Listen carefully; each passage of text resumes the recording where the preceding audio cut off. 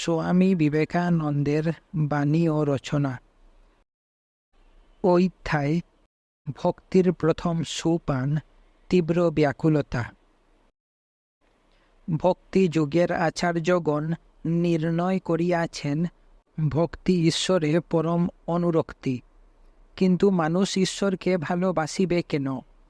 এই প্রশ্নের উত্তর দিতে হইবে, এবং যতক্ষণ পর্যন্ত না আমরা ইহা বুঝিতেছি, ততক্ষণ ভক্তি তত্ত্বের কিছুই ধারণা করিতে পারিব না। জীবনের সম্পূর্ণ পৃথক দুই প্রকার আদর্শ দেখা যায়। যে কোনো দেশের মানুষ যে কিছুটা ধর্ম মানে, সেই বোধ করিয়া থাকে মানুষ দেহ ও আত্মা দুই। কিন্তু মানব জীবনের উদ্দেশ্য সম্বন্ধে অনেক মতভেদ দেখা যায়। পাশ্চাত্য দেশে মানুষ সাধারণত দেহের দিকেই বেশি ঝোঁক দেয়। ভারতীয় ভক্তিতত্ত্বের আচার্যগণ কিন্তু মানুষের আধ্যাত্মিক দিকটার উপর অধিক জোর দিয়া থাকেন, আর ইহাই প্রাচ্য ও পাশ্চাত্য জাতিগুলির মধ্যে সর্বপ্রকার ভেদের মূল বলিয়া বোধ হয়। এমনকি সাধারণের ব্যবহৃত ভাষায় পর্যন্ত এই ভেদ স্পষ্ট লক্ষিত হয়। ইংল্যান্ডে লোকে মৃত্যু সম্বন্ধে বলিতে গিয়া বলে, অমুক তাহার আত্মা পরিত্যাগ করিল। ভারতে মৃত্যুর কথা বলিতে গেলে লোকে বলিয়া থাকে, অমুক দেহ ত্যাগ করিল। পাশ্চাত্য ভাব মানুষ একটা দেহ, তাহার আত্মা আছে। প্রাচ্য ভাব মানুষ আত্মা স্বরূপ, তাহার দেহ আছে। এই পার্থক্য হইতে অনেক জটিল সমস্যা আসিয়া পড়ে।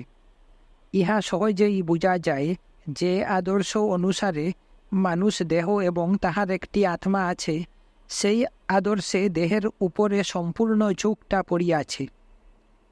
যদি জিজ্ঞাসা করো মানুষ কি জন্য জীবন ধারণ করে, ওই আদর্শের অনুগামীগণ বলিবে, ইন্দ্রিয় সুখভোগের জন্য। দেখিব, শুনিব, বুঝিব, ভোজন পান করিব, অনেক বিষয় ধন দৌলতের অধিকারী হইব, বাপ মা আত্মীয় স্বজন সব থাকিবে, তাহাদের সহিত আনন্দ করিব। ইহাই মানব জীবনের উদ্দেশ্য। ইহার অধিকার সে যাইতে পারে না। ইন্দ্রিয়াতীত বস্তুর কথা বলিলেও সে উহা কল্পনা করিতে পারে না। তাহার পরলোকের ধারণা এই যে, এখন যে সকল ইন্দ্রিয় সুখভোগ হইতেছে, সেগুলি চলিতে থাকিবে। ইহলোকে সে চিরকাল এই সুখভোগ করিতে পারিবে না, এজন্য সে বড়ই দুঃখিত। তাহাকে এখান হইতে চলিয়া যাইতে হইবে।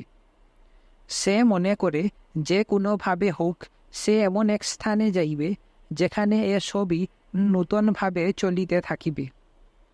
তাহার এই সব ইন্দ্রিয়ই থাকিবে, এই সব সুখভোগই থাকিবে, কেবল সুখের তীব্রতা ও মাত্রা বাড়িবে। সে যে ঈশ্বরের উপাসনা করিতে চায়, তাহার কারণ ঈশ্বর তাহার এই উদ্দেশ্য লাভের উপায়। তাহার জীবনের লক্ষ্য বিষয় সম্ভোগ। সে কাহারও নিকট হইতে জানিয়াছে একজন পুরুষ আছেন, যিনি তাহাকে দীর্ঘকাল ধরিয়া এই সব সুখ দিতে পারেন, তাই সে ঈশ্বরের উপাসনা করে।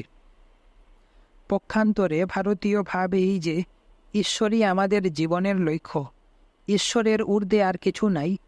এই সব ইন্দ্রিয় সুখভোগের ভিতর দিয়া আমরা উচ্চতর বস্তু লাভের জন্য অগ্রসর হইতেছি মাত্র। শুধু তাই নয়, যদি ইন্দ্রিয় সুখ ছাড়া আর কিছু না থাকিত, তবে ভয়ানক ব্যাপার হইত।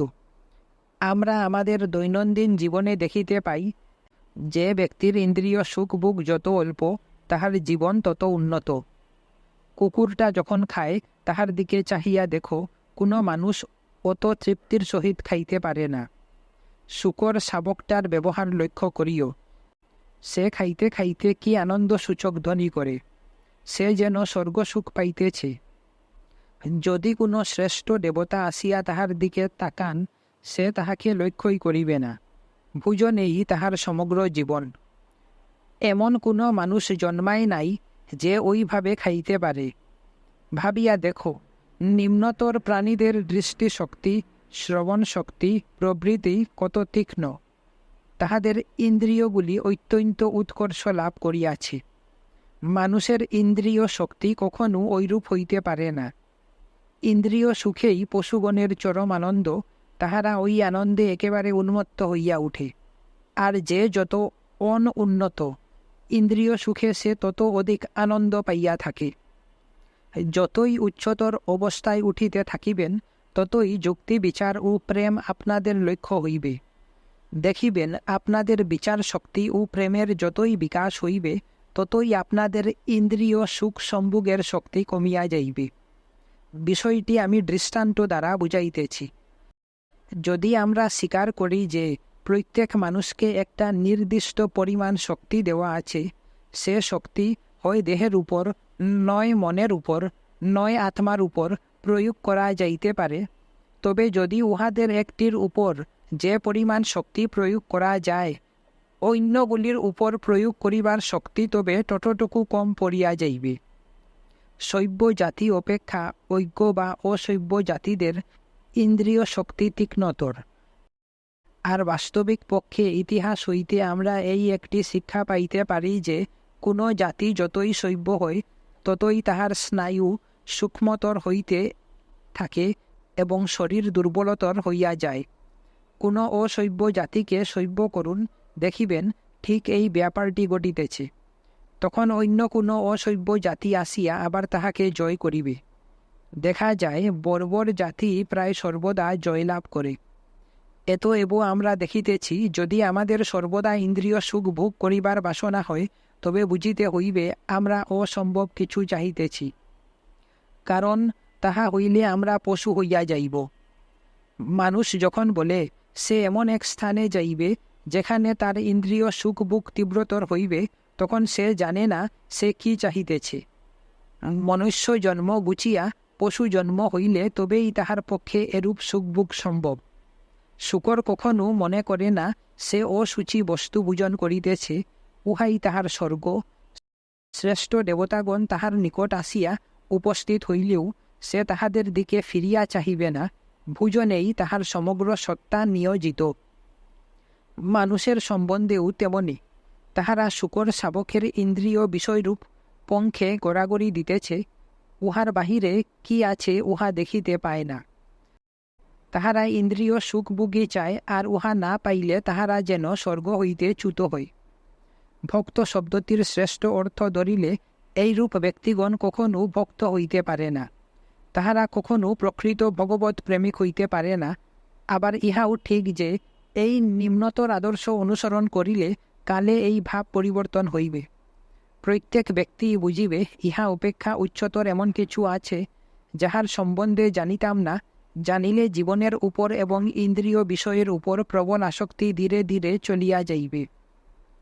ছেলেবেলা যখন স্কুলে পড়িতাম, তখন এক সহপাঠীর সঙ্গে কি একটা খাবার লইয়া কারাকারি হইয়াছিল। তাহার গায়ে আমার চেয়ে বেশি জোর ছিল। কাজে কাজেই সে ওই খাবারটি আমার হাত হইতে ছিনাইয়া লইল। তখন আমার যে ভাব হইয়াছিল তাহা এখনও মনে আছে। আমার মনে হইল তাহার মতো দুষ্ট ছেলে জগতে আর জন্মাই নাই। আমি যখন বড় হইব, আমার গায়ে জোর হইবে, তখন তাহাকে জব্দ করিব। মনে হইতে লাগিল সে এত দুষ্ট যে কোনো শাস্তি তাহার পক্ষে যথেষ্ট হইবে না। তাহাকে ফাঁসি দেওয়া উচিত, তাহাকে খণ্ড খণ্ড করিয়া ফেলা উচিত। এখন আমরা উভয়ই বড় হইয়াছি, উভয়ের মধ্যে এখন নিবিড় বন্ধুত্ব। এই রূপে এক সমগ্র জগৎ শিশুতুল্য জনগণে পূর্ণ। খাওয়া এবং উপাদেয় খাবারই তাহাদের সর্বস্ব। যদি এতটুকু এদিক ওদিক হয়, তবেই সর্বনাশ। তাহারা কেবল ভালো ভালো খাবারের স্বপ্ন দেখিতেছে, আর তাহাদের ভবিষ্যৎ জীবন সম্বন্ধে ধারণা। সর্বদা সর্বত্র প্রচুর খাবার আছে। আমেরিকার ইন্ডিয়ানগণের ধারণা স্বর্গ একটি বেশ ভালো মৃগয়ার স্থান। আমাদের সকলেরই স্বর্গের ধারণা নিজ নিজ বাসনার অনুরূপ। কিন্তু কালে আমাদের বয়স যতই বাড়িতে থাকে এবং যতই উচ্চতর বস্তু দেখিতে পাই, ততই আমরা সময়ে সময়ে এই সকলের অতীত উচ্চতর বস্তুর চকিত আভাস পাইতে থাকি। আধুনিক কালে সাধারণত যেমন সকল বিষয়ে অবিশ্বাস করিয়া ভবিষ্যৎ জীবন সম্বন্ধে এই সব ধারণা অতিক্রম করা হয়, আমরা যেন সেভাবে এই সকল ধারণা পরিত্যাগ না করি। তাহাতে ভাবগুলি উড়াইয়া দেওয়া হইল, নষ্ট করিয়া ফেলা হইল। যে নাস্তিক এইরূপ সব উড়াইয়া দে সে ভ্রান্ত, কিন্তু যিনি ভক্ত তিনি উহা অপেক্ষা উচ্চতর তত্ত্ব দর্শন করিয়া থাকেন। নাস্তিক স্বর্গে যাইতে চায় না, কারণ তাহার মতে স্বর্গই নাই। আর ভগবত ভক্ত স্বর্গে যাইতে চান না, কারণ তিনি উহাকে ছেলেখেলা বলিয়া মনে করেন। তিনি চান কেবল ঈশ্বরকে। ঈশ্বর ব্যতীত জীবনের উচ্চতর লক্ষ্য আর কি হইতে পারে? ঈশ্বর স্বয়ংই মানুষের সর্বোচ্চ লক্ষ্য। তাহাকে দর্শন করো, তাহাকে সম্ভোগ করো। ঈশ্বর অপেক্ষা উচ্চতর বস্তু আমরা ধারণাই করিতে পারি না, কারণ ঈশ্বর পূর্ণ স্বরূপ। প্রেম অপেক্ষা কোনো উচ্চতর সুখ আমরা ধারণা করিতে পারি না, কিন্তু এই শব্দটি বিভিন্ন অর্থে ব্যবহৃত হইয়া থাকে। প্রেম শব্দ দ্বারা সংসারের সাধারণ স্বার্থপর ভালোবাসা বুঝায় না। উহাকে প্রেম নামে অভিহিত করা ঈশ্বর নিন্দার সমান। আমাদের পুত্র কলত্রাদির প্রতি ভালোবাসা জীবজন্তুর ভালোবাসার মতো। যে ভালোবাসা সম্পূর্ণ নিঃস্বার্থ তাহাই একমাত্র প্রেম, শব্দবাচ্য, এবং তাহা কেবল ঈশ্বরের সম্বন্ধে সম্ভব। এই প্রেম লাভ করা বড় কঠিন ব্যাপার। আমরা পিতা মাতা, পুত্র কন্যা ও অন্যান্য সকলকেই ভালোবাসিতেছি। এই সকল বিভিন্ন প্রকার ভালোবাসা বা আসক্তির ভিতর দিয়া চলিতেছি। আমরা ধীরে ধীরে প্রীতিবৃত্তির অনুশীলন করিতেছি, কিন্তু অধিকাংশ ক্ষেত্রে আমরা ওই বৃত্তির পরিচালনা হইতে কিছুই শিখিতে পারি না। একটি সুপানে আরোহণ করিয়া উহাতেই আমরা আবদ্ধ হইয়া যাই। আমরা একটি ব্যক্তিতে আসক্ত হইয়া পড়ি। কখনো কখনো মানুষ এই বন্ধন অতিক্রম করিয়া বাহিরে আসিয়া থাকে। মানুষ এই জগতে চিরকাল স্ত্রী, পুত্র, ধন, মান এই সবের দিকে ছুটিতেছে। সময়ে সময়ে তাহারা বিশেষ ধাক্কা খাইয়া সংসারের যথার্থ রূপ বুঝিতে পারে। এই জগতে কেহই ঈশ্বর ব্যতীত আর কাহাকেও ঠিক ঠিক ভালোবাসিতে পারে না। শেষ পর্যন্ত মানুষ বুঝে মানুষের ভালোবাসা সব শূন্য। মানুষ ভালোবাসিতেই পারে না, শুধু কথা বলে। আহা প্রাণনাথ, আমি তোমায় বড় ভালোবাসি বলিয়া পত্নী পতিকে চুম্বন করিয়া ও বিরল ধারে অশ্রু বিসর্জন করিয়া পতি প্রেমের পরাকাষ্ঠা প্রদর্শন করিয়া থাকে। কিন্তু যেই স্বামীর মৃত্যু হয়, অমনি সন্ধান করে ব্যাংকে তাহার কত টাকা আছে, আর কাল তাহার কি গতি হইবে, এই ভাবিয়া আকুল হয়। স্বামী ও স্ত্রীকে খুব ভালোবাসিয়া থাকেন, কিন্তু স্ত্রী অসুস্থ হইলে, রূপ যৌবন হারাইয়া কুৎসিত হইলে, অথবা সামান্য দোষ করিলে তাহার দিকে আর চাহিয়াও দেখেন না। জগতের সব ভালোবাসা অন্তঃসারশূন্য ও কপটতাপূর্ণ। শান্ত জীব কখনো ভালোবাসিতে পারে না, অথবা শান্ত জীব ভালোবাসার যোগ্যও হইতে পারে না। প্রতি মুহূর্তেই যখন ভালোবাসার পাত্রের দেহের এবং সঙ্গে সঙ্গে মনেরও পরিবর্তন হইতেছে, তখন এই জগতে অনন্ত প্রেমের কি আর আশা করা যাইতে পারে? ঈশ্বর ব্যতীত অন্য কাহারও প্রতি প্রকৃত প্রেম সম্ভব নয়। তবে এসব ভালোবাসাবাসী কেন? এগুলি কেবল ভ্রম মাত্র, প্রেমের বিভিন্ন অবস্থান মাত্র। মহাশক্তি আমাদের পিছন হইতে আমাদিগকে ভালোবাসিবার জন্য প্রেরণা দিতেছেন। আমরা জানি না কোথায় সেই প্রেমাস্পদকে খুঁজিব, কিন্তু এই প্রেমই আমাদিগকে উহার অনুসন্ধানে সম্মুখে অগ্রসর করিয়া দিতেছে। বারংবার আমাদের ভ্রম ধরা পড়িতেছে। আমরা একটা জিনিস ধরিলাম, উহা আমাদের হাত ফসকাইয়া গেল, তখন আমরা আরও কিছুর জন্য হাত বাড়াইলাম। এইভাবে আমরা আগাইয়া চলি। শেষ পর্যন্ত আলোক আসিয়া থাকে, তখন আমরা ঈশ্বরের নিকট উপস্থিত হই। একমাত্র তিনি আমাদিগকে যথার্থ ভালোবাসিয়া থাকেন। তাহার ভালোবাসার কোনো পরিবর্তন নাই। তিনি সর্বদাই আমাদিগকে গ্রহণ করিতে প্রস্তুত। আমি অনিষ্ট করিতে থাকিলে আপনাদের মধ্যে কেই বা কতক্ষণ আমার অত্যাচার সহ্য করিবেন?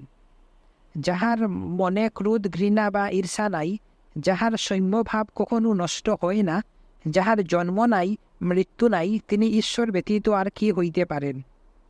তবে ঈশ্বরকে লাভ করা বড় কঠিন, এবং তাহার নিকট যাইতে হইলে বহু দীর্ঘ পথ অতিক্রম করিতে হয়। অতি অল্প লোকেই তাহাকে লাভ করিয়া থাকে। আমরা শিশুর মতো হাত পা ছুড়িতেছি মাত্র। লক্ষ লক্ষ লোক ধর্মের দোকানদারি করে, সকলেই ধর্মের কথা বলে। খুব কম লোকেই প্রকৃত ধর্ম লাভ করিয়া থাকে। 1 শতাব্দীর মধ্যে অতি অল্প লোকেই সেই ঈশ্বর প্রেম লাভ করিয়া থাকে। কিন্তু যেমন এক সূর্যের উদয়ে সমগ্র অন্ধকার তিরোহিত হয়, তেমনি এই অল্প সংখ্যক যথার্থ ধার্মিক ও ভগবত ভক্ত পুরুষের অবুদ্ধই সমগ্র দেশ ধন্য ও পবিত্র হইয়া যায়। এ রূপ ঈশ্বর পুত্রের আবির্ভাবে সমগ্র দেশ ধন্য হইয়া যায়। এক শতাব্দীর মধ্যে সমগ্র জগতে এরূপ মহাপুরুষ খুব কমই জন্মগ্রহণ করেন। কিন্তু আমাদের সকলেরই ওইরূপ হইবার চেষ্টা করিতে হইবে। আপনি বা আমি যে সেই অল্প কয়েকজনের মধ্যে হইব না, তাহা কে বলিল? এতএব আমাদিগকে ভক্তি লাভের জন্য চেষ্টা করিতে হইবে। আমরা বলিয়া থাকি, স্ত্রী তাহার স্বামীকে ভালোবাসে, স্ত্রীও ভাবে আমি স্বামীগত প্রাণা। কিন্তু যেই একটি সন্তান হইল, অমনি অর্ধেক বা তাহারও অধিক ভালোবাসা সন্তানের প্রতি গেল। সে নিজেই টের পাইবে না স্বামীর প্রতি তাহার আর পূর্বের মতো ভালোবাসা নাই। আমরা সর্বদাই দেখিতে পাই, অধিকতর ভালোবাসার পাত্র আমাদের নিকট উপস্থিত হইলে পূর্বের ভালোবাসা ধীরে ধীরে অন্তর্হিত হয়। যখন আপনারা স্কুলে পড়িতেন, তখন কয়েকজন সহপাঠীকেই আপনারা জীবনের প্রিয়তম বন্ধু মনে করিতেন, অথবা মাতা পিতাকে ঐরূপ ভালোবাসিতেন। তারপর বিবাহ হইল, তখন স্বামী ও স্ত্রী পরস্পর প্রীতির আস্পদ হইল। পূর্বের ভাব চলিয়া গেল, নূতন প্রেম প্রবলতর হইয়া উঠিল। আকাশে একটি তারা উঠিয়াছে, তারপর তদপেক্ষা একটি বৃহত্তর নক্ষত্র উঠিল, তারপর তদপেক্ষা আরও একটি বৃহত্তর নক্ষত্র উদয় হইল, অবশেষে সূর্য উঠিল। তখন সূর্যের প্রকাশে ক্ষুদ্রতর জ্যোতিগুলি ম্লান হইয়া গেল। সূর্যই সেই ঈশ্বর। এই তারাগুলি আমাদের ক্ষুদ্র ক্ষুদ্র সাংসারিক ভালোবাসা। আর যখন ওই সূর্যের উদয় হয়, তখন মানুষ উন্মাদ হইয়া যায়।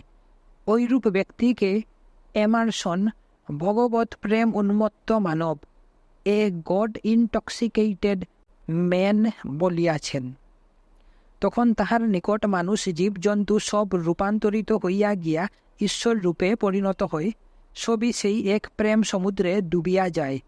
সাধারণ প্রেম কেবল জৈব আকর্ষণ মাত্র। তাহা না হইলে প্রেমে স্ত্রী পুরুষ বেদের কি প্রয়োজন? কোনো মূর্তির সম্মুখে নতজানু হইয়া প্রার্থনা করিলে তাহা ভয়ানক পৌত্তলিকতা। কিন্তু স্বামীর বা স্ত্রীর সামনে ওই রূপে নতজানু হওয়া যাইতে পারে, তাহাতে কোনো দোষ নাই। এই সবের ভিতর দিয়া আমাদিগকে যাইতে হইবে। সংসারে আমরা ভালোবাসার বহু স্তরের সম্মুখীন হই। প্রথমে আমাদের জমি পরিষ্কার করিতে হইবে। জীবনটাকে আমরা যে দৃষ্টিতে দেখি, ভালোবাসার সমগ্র তত্ত্ব তাহারই উপর নির্ভর করিবে। এই সংসারী জীবনের চরম লক্ষ্য এই রূপে মনে করা পশু জনুচিত ও মানুষের ঘোর অবনতির কারণ। যে এই ধারণা লইয়া জীবন সংগ্রামে অগ্রসর হয়, সেই ক্রমে হীন হইয়া যায়। সে আর কখনো উচ্চতর স্তরে উঠিতে পারিবে না। জগতের অন্তরালে অবস্থিত তত্ত্বের চকিত আভাসও কখনো পাইবে না। সে সর্বদাই ইন্দ্রিয়ের দাস হইয়া থাকিবে। সে কেবল টাকার চেষ্টা করিবে, যাহাতে ভালো ভালো খাবার খাইতে পারে। এরূপ জীবন অপেক্ষা মৃত্যুই শ্রেয়। সংসারের দাস, ইন্দ্রিয়ের দাস মানুষ, নিজেকে জাগাও। উচ্চতর তত্ত্ব আরও কিছু আছে। আপনারা কি মনে করেন চক্ষু, কর্ণ, গ্রাণেন্দ্রিয়াদির দাস হইয়া থাকিবার জন্যই এই মানুষের এই অনন্ত আত্মার দেহ ধারণ হইয়াছে? আমাদের পিছনে অনন্ত সর্বজ্ঞ আত্মা রহিয়াছেন। তিনি সব করিতে পারেন, সব বন্ধন ছেদন করিতে পারেন। প্রকৃতপক্ষে আপনি সেই আত্মা, আর প্রেম বলেই আপনার ওই শক্তির উদয় হইতে পারে।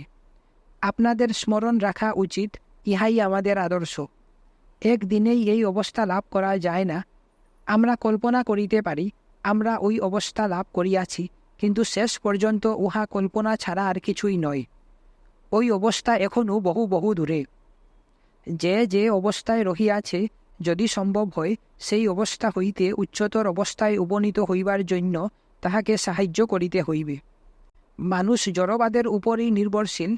তুমি আমি সকলেই জড়বাদী। ঈশ্বর সম্বন্ধে, আত্মতত্ত্ব সম্বন্ধে আমরা যা কিছু বলিয়া থাকি তা বেশ ভালো, কিন্তু বুঝিতে হইবে সেগুলি আমাদের সমাজে প্রচলিত কতকগুলি কথা মাত্র। আমরা তুতা পাখির মতো সেগুলি শিখিয়াছি এবং মাঝে মাঝে আওড়াইয়া থাকি। এতএব আমরা যে অবস্থায় আছি, অর্থাৎ আমরা এখন যে জড়বাদী, সেই অবস্থা হইতে আরম্ভ করিতে হইবে এবং আমাদিগকে জড়ের সাহায্য অবশ্যই লইতে হইবে। এই রূপ ধীরে ধীরে অগ্রসর হইয়া আমরা প্রকৃত আত্মাবাদী বা চৈতন্যবাদী হইব। নিজ দিগকে আত্মা বলিয়া বুঝিব, আত্মা বা চৈতন্য যে কি বস্তু তাহা বুঝিব। তখন দেখিব যে জগৎকে আমরা অনন্ত বলিয়া থাকি, তাহা অন্তরালে অবস্থিত সূক্ষ্ম জগতের একটি স্থূল বাহ্য রূপ মাত্র। ইহা ছাড়া আমাদের আরও কিছু প্রয়োজন আছে। আপনারা বাইবেলে যীশু খ্রিস্টের শৈলুপদেশ সারমন অন দ্য মাউন্টে পাঠ করিয়াছেন, চাও তবেই তোমাদিগকে দেওয়া হইবে, আঘাত করো তবেই দুয়ার খুলিয়া যাইবে, খুঁজো তবেই পাইবে। মুশকিল এই যে চায় কে, খুঁজে কে? আমরা সকলেই বলি আমরা ঈশ্বরকে জানি, ঈশ্বর নাই প্রমাণ করিবার জন্য কেহ এক বৃহৎ পুস্তক লিখিলেন, তাহার অস্তিত্ব প্রমাণ করিবার জন্য আরও একজন আরও বড় একখানি বই লিখিলেন। একজন সারা জীবন ধরিয়া ঈশ্বরের অস্তিত্ব প্রতিপন্ন করাই নিজের কর্তব্য মনে করিলেন, আরও একজন তাহার অস্তিত্ব খণ্ডন করাই নিজ কর্তব্য মনে করেন ও প্রচার করিয়া বেড়ান ঈশ্বর বলিয়া কেহ নাই। ঈশ্বরের অস্তিত্ব প্রমাণ বা অপ্রমাণ করিবার জন্য গ্রন্থ লিখিবার কি প্রয়োজন? ঈশ্বর থাকুন বা নাই থাকুন, অনেকের পক্ষেই তাহাতে কি আসে যায়। এই শহরে অধিকাংশ ব্যক্তি প্রাতকালে উঠিয়াই প্রাতরাশ সম্পন্ন করে। ঈশ্বর আসিয়া তাহার পোশাক বা আহারের ব্যাপারে কোনো সাহায্য করেন না। তারপর তাহারা কাজে যায় ও সারাদিন কাজ করিয়া টাকা রোজগার করে। ওই টাকা ব্যাংকে রাখিয়া তাহারা বাড়ি আসে, তারপর উত্তম রূপে ভোজন করিয়া শয়ন করে। এসব কাজই তাহারা যন্ত্রবৎ করিয়া থাকে। ঈশ্বরের চিন্তা মোটেই করে না, ঈশ্বরের কোনো প্রয়োজনই বোধ করে না। মানুষের চারিটি নিত্য কর্তব্য আছে, আহার, পান, নিদ্রা ও বংশবৃদ্ধি। তারপর একদিন মৃত্যু আসিয়া বলে, সময় হইয়াছে, চলো। তখন মানুষ বলিয়া থাকে, মুহূর্তকাল অপেক্ষা করুন, আমি আরও একটু সময় চাই, আমার ছেলেটি একটু বড় হোক। কিন্তু মৃত্যু বলে, এখনই চলো, তোমাকে বন্দী করিয়া লইয়া যাইতে আসিয়াছি। জগৎ এই রূপেই চলিয়াছে। এই রূপেই সাধারণ মানুষের জীবন কাটিয়া যায়। সে বেচারাকে আমরা আর কি বলিব? ঈশ্বরকে সর্বোচ্চ তত্ত্ব বলিয়া বুঝিবার কোনো সুযোগই সে পায় নাই। হয়তো পূর্ব জন্মে সে একটি শূকর ছানা ছিল, মানুষ হইয়া তদপেক্ষা অনেক ভালো হইয়াছে। কিন্তু সমগ্র জগৎ তো আর ঐরূপ নয়। কতক লোক আছেন যাহাদের কিছুটা চৈতন্য হইয়াছে, হয়তো কিছু দুঃখ কষ্ট আসিল, যাহাকে আমরা খুব ভালোবাসি, সে মরিয়া গেল। যাহার উপর মনপ্রাণ সমর্পণ করিয়াছিলাম, যাহার জন্য সমুদয় জগৎকে এমনকি নিজের ভাইকে পর্যন্ত ঠকাইতে পশ্চাৎপদ হয় নাই, যাহার জন্য ভয়ানক কার্য করিয়াছি, সে মরিয়া গেল। তখন হৃদয়ে একটা আঘাত লাগিল, হয়তো অন্তরাত্মার বাণী শোনা গেল। তারপর কি? যে ছেলের জন্য মানুষ সকলকে প্রতারণা করিল, নিজেও কখনো ভালো করিয়া খাইল না, সে হয়তো মারা গেল। সেই আঘাতে মানুষ জাগিয়া উঠে। যে স্ত্রীকে লাভ করিবার জন্য মানুষ উন্মত্ত বৃষের মতো সকলের সহিত লড়াই করিয়াছিল, যাহার নূতন নূতন বস্ত্র ও অলঙ্কারের জন্য সে টাকা জমাইতেছিল, সেই স্ত্রী একদিন হঠাৎ মরিয়া গেল। তারপর কোনো কোনো ক্ষেত্রে অবশ্য মৃত্যুতে কোনো আঘাত বোধ হয় না, কিন্তু খুব অল্প ক্ষেত্রেই এরূপ ঘটিয়া থাকে। আমাদের অধিকাংশের ক্ষেত্রেই যখন কোনো জিনিস হাত ফসকাইয়া চলিয়া যায়, তখন আমরা বলিয়া থাকি, এরপর কি? ইন্দ্রিয়ের প্রতি আমাদের এমনই দারুণ আসক্তি, ইহারই জন্য আমরা কষ্ট পাই। আপনারা শুনিয়াছেন, জনৈক ব্যক্তি জলে ডুবিতেছিল, সম্মুখে আর কিছু না পাইয়া সে একটা খড়ের কুটা ধরিয়াছিল। সাধারণ মানুষও প্রথম ঐরূপ সামনে যাহা পায় তাহাই ধরিয়া থাকে, আর যখন ব্যর্থ হয় তখনই বলিয়া থাকে, কে আছো, আমায় রক্ষা করো, সাহায্য করো। তথাপি উচ্চতর অবস্থা লাভ করিবার পূর্বে মানুষকে অনেক দুঃখ ভোগ করিতে হয়। এই ভক্তি যুগ কিন্তু একটি ধর্ম সাধনা, আর ইহা বহুর জন্য নয়, তাহা হওয়াই অসম্ভব। নত জানু হওয়া, উঠ বস করা, এসব কসরত সর্বসাধারণের জন্য হইতে পারে, কিন্তু ধর্ম অতি অল্প লোকের জন্য। সকল দেশেই হয়তো মাত্র কয়েক শত লোক যথার্থ ধার্মিক হইতে পারে বা হইবে। ওপরে ধর্ম করিতে পারে না, কারণ তাহারা জাগরিত হইবে না, তাহারা ধর্ম চাই না। প্রধান কথা হইতেছে ভগবানকে চাওয়া। আমরা ভগবান ছাড়া আর সব কিছুই চাই, কারণ আমাদের সাধারণ অভাবগুলি বাহ্য জগৎ হইতেই পূর্ণ হইয়া যায়। কেবল যখন বাহ্য জগৎ দ্বারা আমাদের অভাব কোনো মতে পূর্ণ হয় না, তখনই আমরা অন্তর্জগৎ হইতে, ঈশ্বর হইতে আমাদের অভাব পূরণ করিতে চাই। যতদিন আমাদের প্রয়োজন এই জড় জগতের সংকীর্ণ গণ্ডির ভিতর সীমাবদ্ধ থাকে, ততদিন ঈশ্বরের কোনো প্রয়োজন আমাদের থাকিতে পারে না। কেবল যখন আমরা এখানকার বিষয়সমূহ ভোগ করিয়া পরিতৃপ্ত এবং এতদতিরিক্ত কিছু চাই, তখনই আমরা ওই অভাব পূরণের জন্য ইন্দ্রিয় জগতের বাহিরে দৃষ্টি নিক্ষেপ করি। যখনই আমাদের প্রয়োজন হয়, কেবল তখনই উহা মিটাইবার তাগিদ হয়। যত শীঘ্র পারো এই সংসারের ছেলে খেলা শেষ করিয়া ফেলো, তবেই এই জগৎতীত কিছুর প্রয়োজন বোধ করিবে, তখনই ধর্মের প্রথম সুপান আরম্ভ হইবে। এক রকম ধর্ম আছে, উহা ফ্যাশন বলিয়াই প্রচলিত। আমার বন্ধুর বৈঠকখানায় হয়তো যথেষ্ট আসবাব আছে। এখানকার ফ্যাশন একটি জাপানি পাত্র রাখা। এত 1000 টাকার দাম হইলেও ওই পাত্র একটি অবশ্যই চাই। ওই রূপ অল্প স্বল্প ধর্মও চাই, একটা সম্প্রদায়ও যোগ দেওয়া চাই। ভক্তি ঐরূপ লোকের জন্য নয়, ইহাকে প্রকৃত ব্যাকুলতা বলে না। তাহাকেই বলে ব্যাকুলতা, যাহা ব্যতীত মানুষ বাঁচিতেই পারে না। বায়ু চাই, খাদ্য চাই, কাপড় চাই, এগুলি ব্যতীত আমরা জীবন ধারণ করিতে পারি না।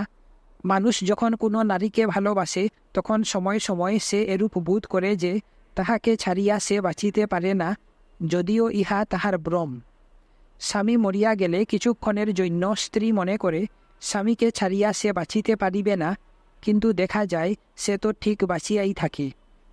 আত্মীয়গণের মৃত্যু হইলে অনেক সময় আমিও ভাবিয়াছি আর বাঁচিব না, কিন্তু তবু তো ঠিক বাঁচিয়া আছি। প্রকৃত প্রয়োজনের ইহাই রহস্য। যাহা ব্যতীত আমরা বাঁচিতে পারি না, তাহাকেই আমাদের যথার্থ প্রয়োজন বা অভাব বলা যায়। হয় আমাদের উহা পাইতে হইবে, নতুবা মরিব। যখন এমন সময় আসিবে যে আমরা ভগবানের ঐরূপ অভাব বোধ করিব, অথবা অন্য কথায় বলিতে হয়, যখন আমরা এই জগতের সমুদয় জড়শক্তির অতীত কিছুর জন্য অভাব বোধ করিব, তখন আমরা ভক্ত হইতে পারিব। যখন আমাদের হৃদয় আকাশ হইতে ক্ষণকালের জন্য অজ্ঞান মেঘ সরিয়া যায়, আমরা সেই সর্বাতীত সত্তার একরূপ মাত্র চকিত দর্শন লাভ করি।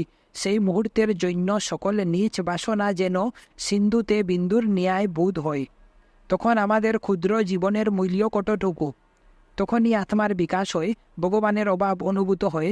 তখন এমন বোধ হয় যে তাহাকে পাইতেই হইবে। সুতরাং ভক্ত হইবার প্রথম সুপান এই জিজ্ঞাসা, আমরা কি চাই? প্রত্যেহ নিজ মনকে প্রশ্ন করিতে হইবে, আমরা কি ঈশ্বরকে চাই? আপনারা জগতের সব গ্রন্থ পড়িতে পারেন, কিন্তু বক্তৃতা শক্তি, উচ্চতম মেধা বা নানাবিধ বিজ্ঞান অধ্যয়নের দ্বারা এই প্রেম লাভ করা যায় না। তিনি যাহাকে ইচ্ছা করেন সেই তাহাকে লাভ করে।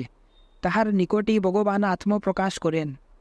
ভালোবাসা সর্বদাই পারস্পরিক, প্রতিবিম্বের মতো। আপনি আমাকে ঘৃণা করিতে পারেন এবং আমি আপনাকে ভালোবাসিতে গেলে আপনি আমাকে দূরে সরাইয়া দিতে পারেন, কিন্তু তবু যদি আমি আপনাকে ভালোবাসিতে যাই, তবে 1 মাসে হোক, 1 বৎসরে হোক, আপনি আমাকে ভালোবাসিতে বাধ্য হইবেন। মনু জগতে ইহা একটি সর্বজন বিদিত ঘটনা। ভগবান যাহাকে ভালোবাসেন, সেও ভগবানকে ভালোবাসে। সে সর্বান্তকরণে তাহাকে আঁকড়াইয়া ধরে। প্রেমিকা স্ত্রী যেভাবে তাহার মৃত পতির চিন্তা করে, পুত্রগণকে আমরা যেভাবে ভালোবাসিয়া থাকি, ঠিক সেইভাবে আমাদিগকে ভগবানের জন্য ব্যাকুল হইতে হইবে। তবেই আমরা ভগবানকে লাভ করিব। এইসব বই, এইসব বিজ্ঞান আমাদিগকে কিছুই শিখাইতে পারিবে না। বই পড়িয়া আমরা তুতা পাখি হই, বই পড়িয়া কেহ পণ্ডিত হয় না। যে ব্যক্তি প্রেমের একটি অক্ষর পাঠ করিয়াছে, সেই প্রকৃত পণ্ডিত। এতএব প্রথমেই আমাদের চাই সেই আকাঙ্ক্ষা বা ব্যাকুলতা। প্রত্যেহ নিজের মনকে প্রশ্ন করিতে হইবে, আমরা কি ভগবানকে চাই? যখন আমরা ধর্মের সম্বন্ধে কথা বলিতে আরম্ভ করি, বিশেষত যখন আমরা উচ্চাসনে বসিয়া অপরকে উপদেশ দিতে আরম্ভ করি, তখন নিজ নিজ মনকে এই প্রশ্ন জিজ্ঞাসা করিতে হইবে। অনেক সময় দেখি আমি তো ভগবানকে চাই না, বরং তদপেক্ষা খাদ্যদ্রব্যই ভালোবাসি। এক টুকরা রুটি না পাইলে আমি পাগল হইয়া যাইতে পারি। অনেক সম্ভ্রান্ত মহিলা একটা হীরার পিন না পাইলে পাগল হইয়া যাইবেন।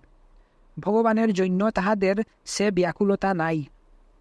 এই বিশ্ব জগতে যিনি একমাত্র সত্য বস্তু, তাহাকে তাহারা জানেন না। আমাদের দেশে চলিত কথায় বলে, মারিটো গন্ডার, লুটিটো ভাণ্ডার। গরিবের খড় লুট করিয়া অথবা পিঁপড়ে মারিয়া কি হইবে? এতএব যদি ভালোবাসিতে চান, ভগবানকেই ভালোবাসুন। সংসারের এসব জিনিস ভালোবাসিয়া কি হইবে? আমি স্পষ্টবাদী মানুষ, তবে আমার উদ্দেশ্য ভালো। আমি সত্য কথা বলিতে চাই। আমি আপনাদের তুষামুদ করিতে চাই না। ঐরূপ করা আমার কাজ নয়। ঐরূপ করা যদি আমার উদ্দেশ্য হইত, তবে আমি শহরের ভালো জায়গায় শৌখিন লোকের উপযোগী একটা চার্চ খুলিয়া বসিতাম। তোমরা আমার সন্তানের মতো। আমি তোমাদিগকে সত্য কথা বলিতে চাই।